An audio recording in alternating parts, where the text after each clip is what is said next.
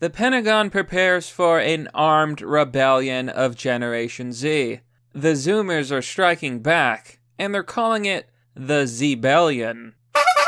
Hello everyone, this is Mr. Obvious, and today on The Intercept, headline, Pentagon wargame includes scenario for military response to domestic Z rebellion. And here you can see a picture of armed men.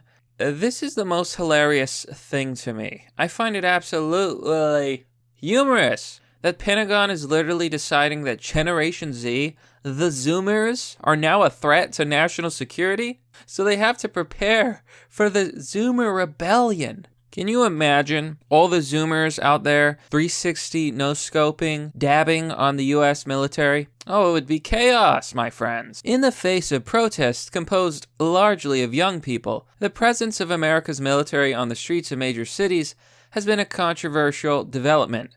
But this isn't the first time that Generation Z, those born after 1996, has popped up on the Pentagon's radar. So we're going to go over this, right? We're going to talk about the Zbellion and what the government is doing in order to prepare for an armed rebellion of Generation Z.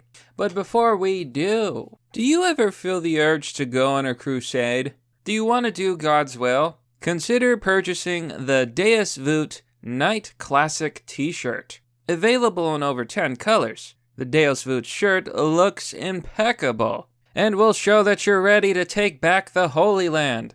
A link down below in the description. Get one today. So let's talk about the coming rebellion. Here we go.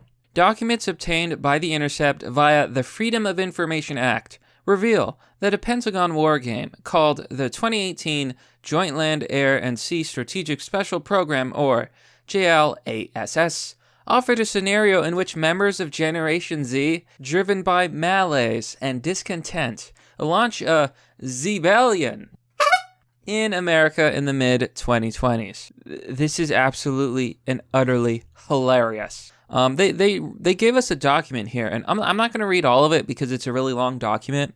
But you know what? I'm going to give you like the gist. I'm going to give you the quick rundown. So this is it. Here it says, notional exercise material for educational purposes only. So here's our scenario of this apocalyptic event. The water treatment facility led to contamination of the base's water supply, causing infection among nearly half of the base's population. The U.S. CAOC was non-mission capable for 96 hours at the end of the attack.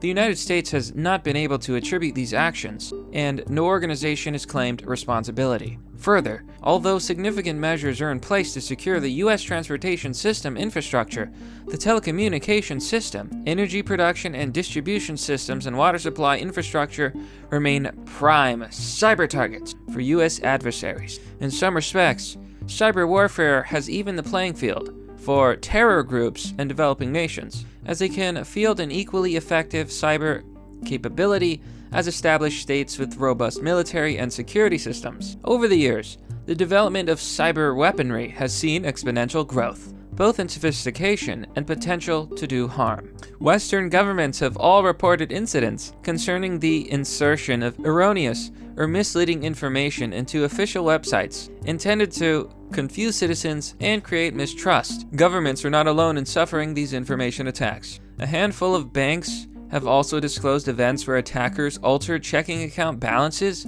of hundreds of depositors. These malicious events have not resulted in kinetic conflict, but ordinary citizens and businesses are panicked as they lose faith in the security of information networks. Politically, this insecurity has manifested in an attempt to influence the outcome of elections, particularly in weaker nations that make up regional coalitions favorable to the US and European interests. Zbellion. In the mid-2020s, the age demographic known as Generation Z, or Gen Z, began hitting their 30s. Like the millennials who preceded them, shout out to all my millennials, Gen Z were characterized as even more comfortable, if not dependent upon, technology in nearly every aspect of their lives. Social scientists frequently characterize Gen Z as having grown up with cell phone and internet usage from a very young age. You know, isn't that like a very boomer-esque observation there?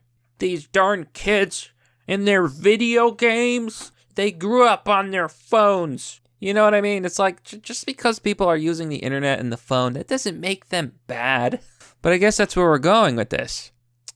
So they're saying that, of course, the internet is more important to Gen Z, and they're more susceptible to influence. So they say that Generation Z had a feeling of unsettlement and insecurity.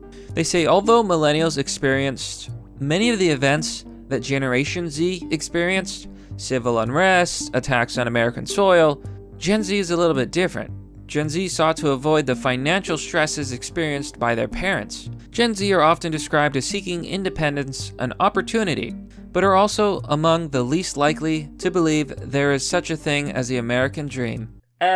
And that the system is rigged against them. So here we go, my friends. Here's where shit gets real. In early 2050, a group identifying itself as Zbellion gained traction on the dark web.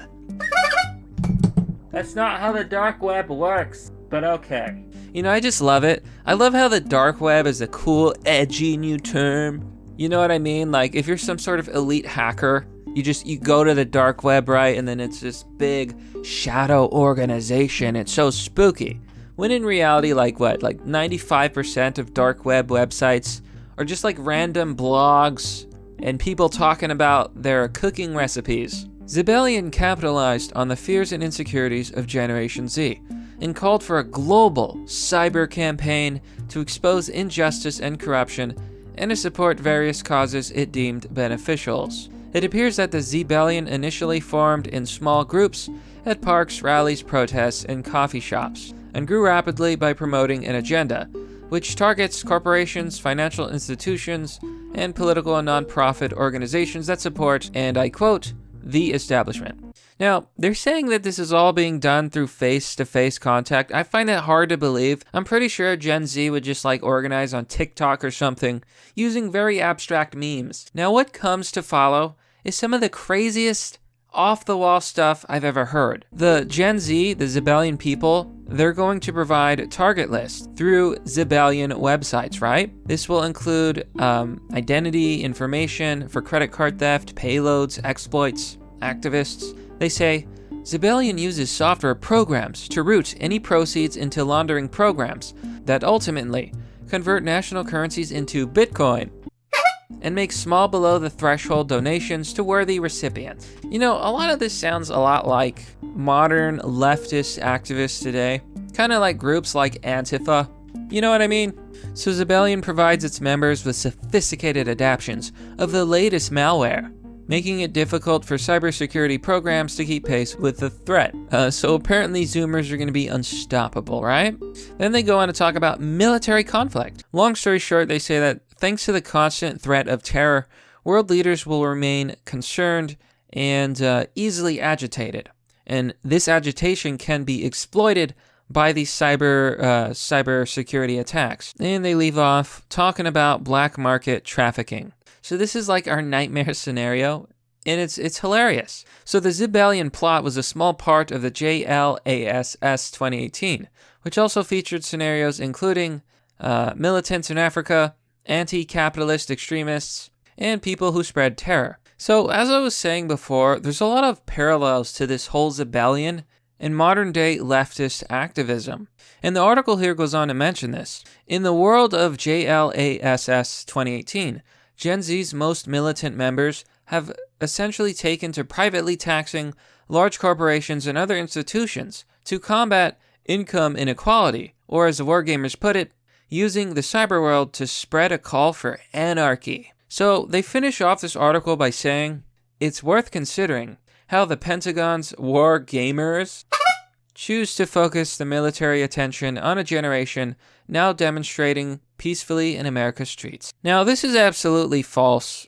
Apparently, the person who wrote this article is mad over the simulation because they're claiming, well, all the protests are peaceful, so why is the government singling Generation Z out?